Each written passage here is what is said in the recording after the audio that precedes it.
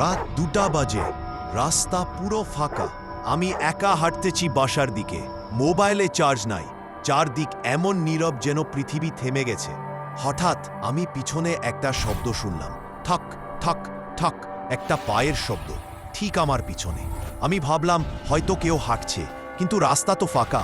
আমি একটু গতি বাড়ালাম, আর সাথে সাথে পায়ের শব্দটাও বড়। আমি থামলাম, দূর থেকে হাওয়া বেরিয়েছে, কিন্তু পায়ের শব্দ হঠাৎ থেমে গেল। আমি আবার হাঁটলাম, আর আবার ঠক ঠক ঠক পিছনে। আমি ভয় পেয়ে পিছনে তাকালাম, কেউ নেই, পুরো রাস্তা খালি।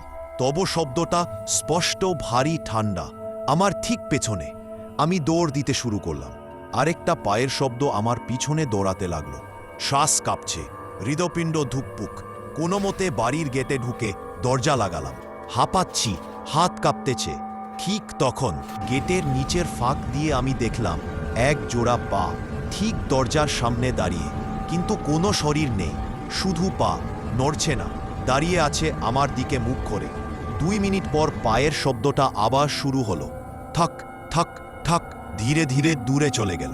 স্ক্রিনে রাস্তা ফাঁকা, আমার পিছনে কেউ নেই, দরজার সামনে কেউ দাঁড়ায়নি, কিন্তু ফুটেজে শুদ্ধ একটা জিনিস শোনা যায়, সেই পায়ের শব্দ। কেউ নেই, কিন্তু শব্দ আছে, আমার পেছনে, আমার দৌড়ে, দরজায়। শেষ রাতে সে আবার ফিরে আসে, প্রতিদিন ঠিক 2টায়।